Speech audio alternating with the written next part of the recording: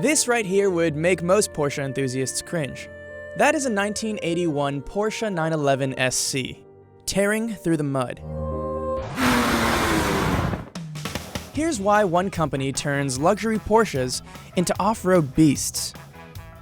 The Porsche 911 is one of the most iconic luxury sports cars in history, especially when it comes to motorsports. However, Lee Keen, a professional race car driver and Porsche expert, prefers driving 911s off the racetrack, and actually off the pavement altogether. Keen has become well known for converting Porsche 911s into heavy-duty off-roaders. His company, the Keen Project, builds Safari 911s that are capable of tackling every kind of terrain. There's a lot of different ways to build a car. You have rally cars, road race cars, drag cars. So Safari is kind of another step past ruggedness from a rally car. Safari 911 is obviously lifted up in the air, has meatier tires, taller tires than a rally car would, more lights, maybe bumper bars in case you hit something. The Porsche 911 is the perfect platform to do this with. Everybody knows how Porsches are built. They're built strong and durable. So when you're out in the desert or out in the woods, you need a vehicle that's reliable. The first Porsche 911 ever put in competition was actually rally, not road race, which a lot of people think it was. The Safari cars from Porsche were very successful. Not everyone was initially a fan of Keen's plan to turn such a prestigious car into a mud-flinging off-roader. I told some people what I was going to do, and they basically said, no, you can't. You can't do that. You can't lift a Porsche 911 and take it in the mud and get it dirty, put off-road tires on it. I was like, Porsche did this in the late 70s and all through the 80s. They did it. Why can't I do it now? So I built the car, and then those same people, after seeing it or riding it, then kind of changed their minds and said, okay, yeah. Actually, it's pretty cool. One of the most difficult things to do is find the perfect donor car. We like a black on black 80 to 89 Porsche 911. They're tough to find. Part of my job is to help the customer source them. Once the right car is acquired, then the fun part begins.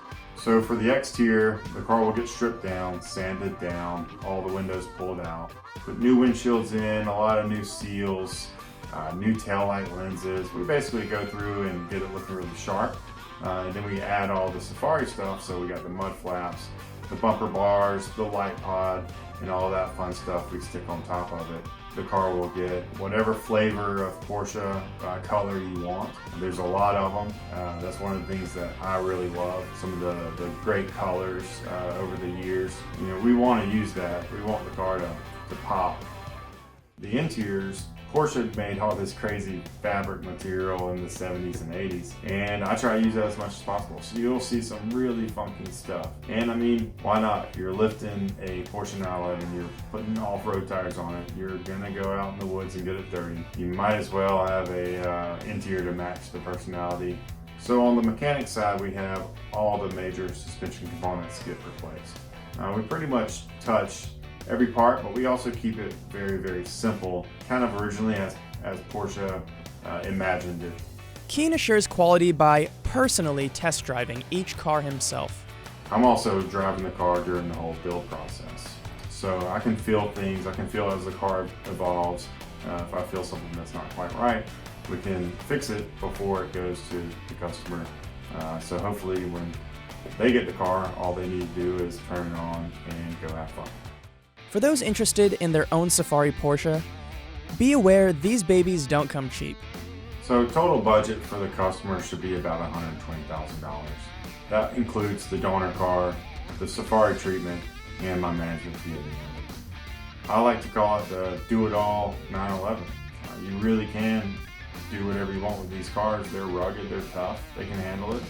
Metropolis City or in the middle of nowhere in the mountains or the desert.